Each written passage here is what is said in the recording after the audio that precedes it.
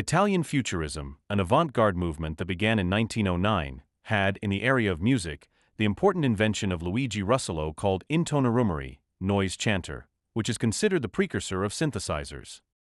Obviously, intonarumori did not have any electronics, so to speak, as it was basically composed of a combination of various acoustic instruments and boxes with the aim of creating different types of noise music. By the way, intonarumori was created to exemplify the content exposed in the manifesto The Art of Noise, written by Russolo himself. The first musical devices with electronic compounds, so to speak, were still highly experimental.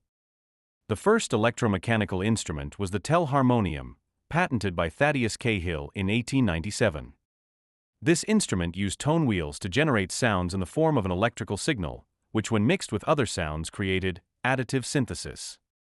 This process was the same as that used in the successful and famous Hammond organ later. With the development of research and technology, devices became smaller and portable, and the first proto-instruments began to emerge. In 1948, the magnetic tape recorder began to be commercialized, and it was responsible for generating an infinite number of possibilities for use, both for musicians and composers, also for experimental artists and producers. In October 1948, Pierre Schaeffer began to explore the possibilities of the magnetic tape recorder, combining recorded sounds through compositions that took the form of what became known as concrete music.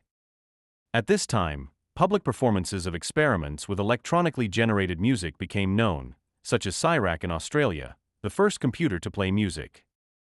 In 1953 in Germany, differing from the French concrete music that combined recordings of sounds also generated by acoustic instruments, Karl-Heinz Stockhausen began to produce music generated exclusively by electronic means, elektronische Musik. In parallel with Stockhausen in Germany, inventors in Japan, such as KORG, and in the United States were developing and experimenting with electronic musical instruments too.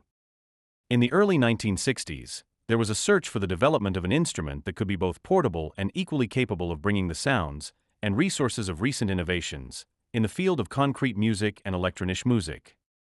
The instrument that stood out at this moment of time was the Moog, a modular analog synthesizer, created by the American Robert Moog.